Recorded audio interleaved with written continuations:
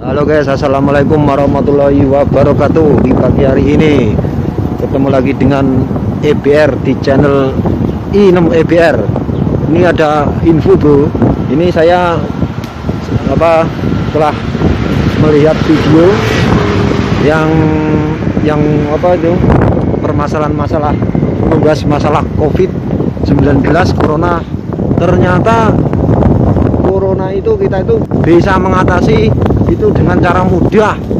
Ternyata itu dengan makanan yang enak-enak. Ini sekarang kita mau keluar, mau cari makan yang enak-enak. Kalau tidak percaya lihat videonya nanti. Ini termasuk info yang bagus sekali dari pengakuan penjelasan dari dokter kita, dokter Tirta, dokter Indonesia juga. Oke bro, lihat videonya nanti sampai selesai, jangan setengah-setengah. Oke guys.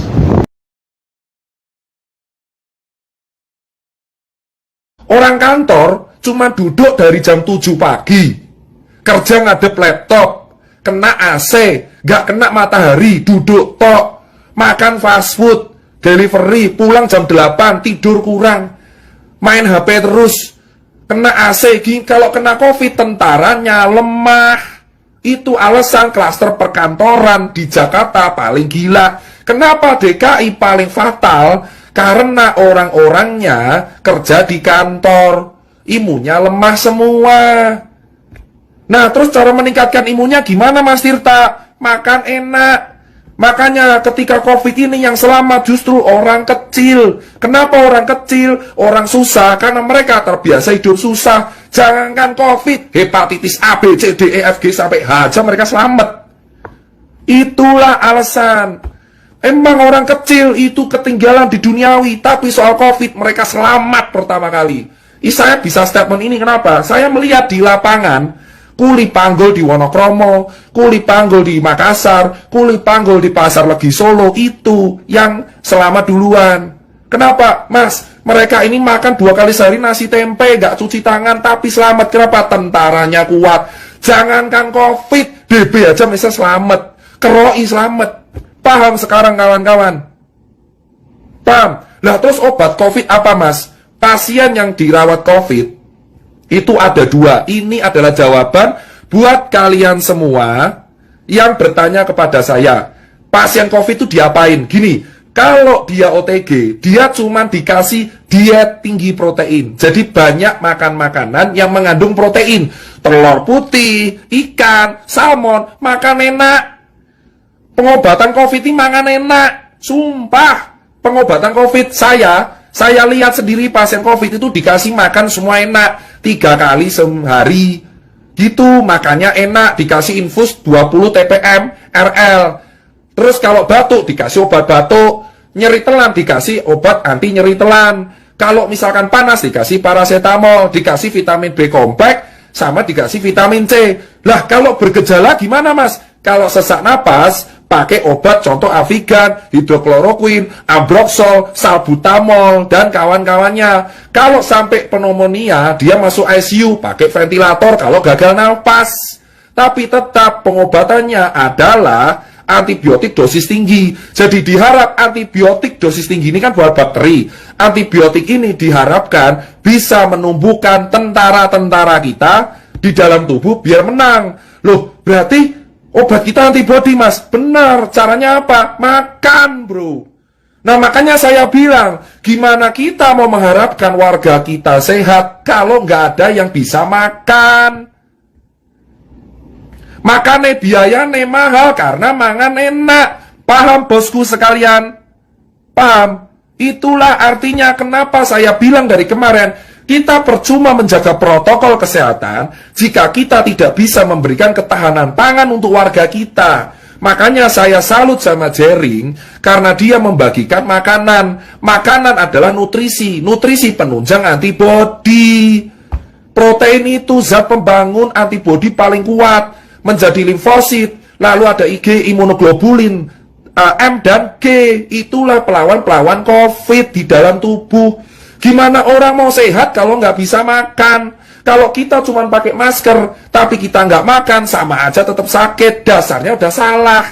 Itulah yang saya bilang, 3M memang harus dilakukan, tapi menjamin warga kita bisa makan itu juga penting. Maka saya bilang, selama warga kita nggak bisa makan, COVID tetap akan ada, karena giliran.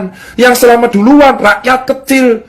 Jika kalian, rakyat kecil dari dulu ditindas, di COVID kalian berjaya. Saya jamin orang kecil, orang yang biasa ditindas, itu adalah orang yang paling berjaya di COVID. Karena mereka nggak akan pernah ngerasain COVID ini.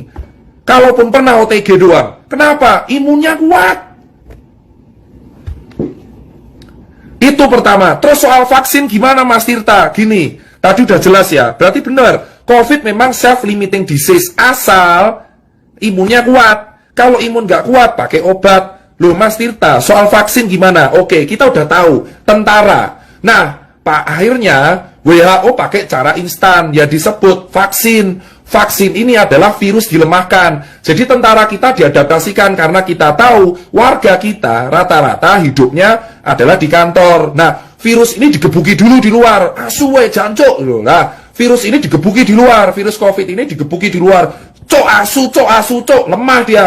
Udah lemah dimasukin ke tubuh, dikeroyok karo antibodinya. Ini virus nih, vaksin itu gini. Ini vaksin, ini virus COVID.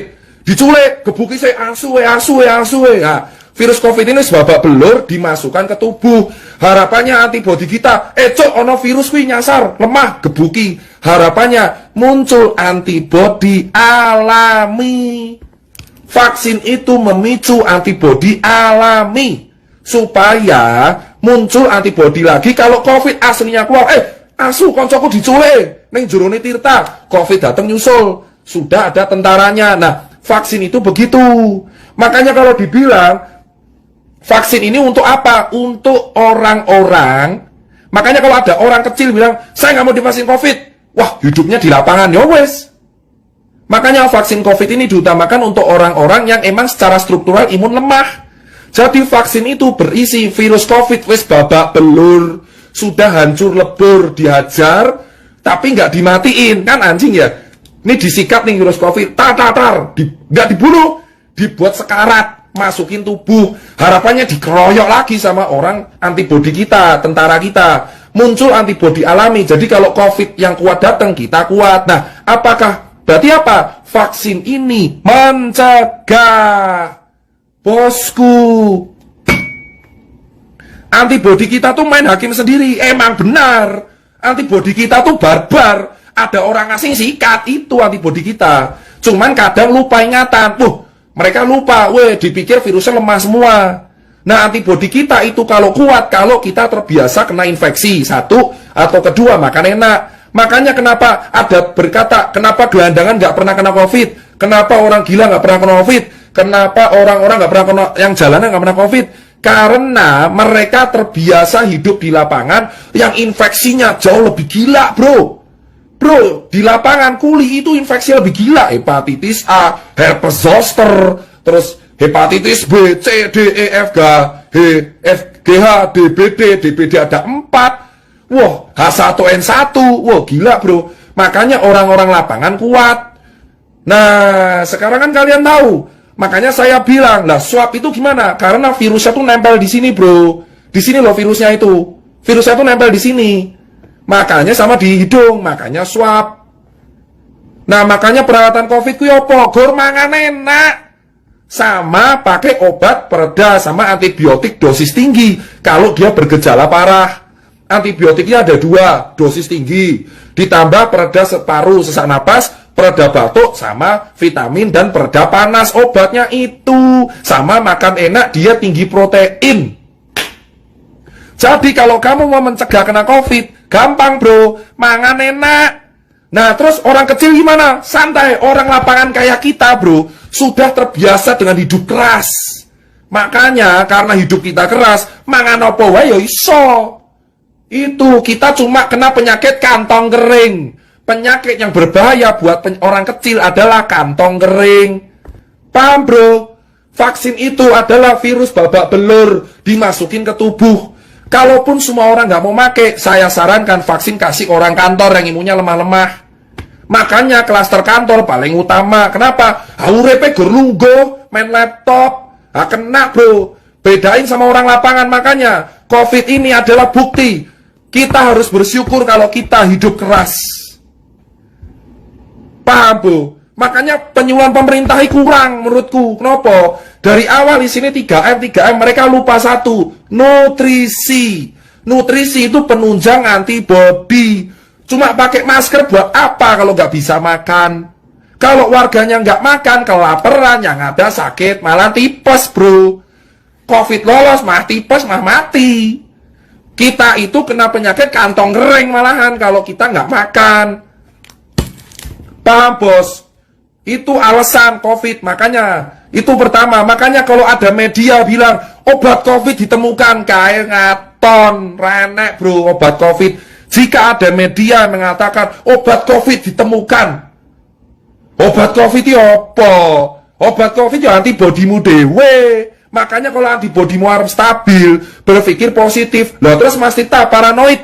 Makanya saya kecewa dengan media paranoid. Karena media paranoid itu akan meningkatkan hormon stres kortisol. Kalau stres, imunnya ikut stres, tentaranya stres. Paham? Jadi kalau misal kita stres nih, paranoid, ketakutan, ini di dalam tentaranya juga ketakutan. Tentara juga punya, di dalam kita tuh tentara juga ngikutin mood kita. Jadi kalau kita ketakutan, tentara kita juga ketakutan. Yang ada malah tambah sakit. Makanya saya bilang, narasi ketakutan itu harus diganti. Jangan kasih foto kuburan, tugu peti mati. Saya paling nggak setuju adalah tugu peti mati di Jakarta. Kayak ngopo? Karena semakin orang ditakuti, semakin dia paranoid, semakin imunnya lemah.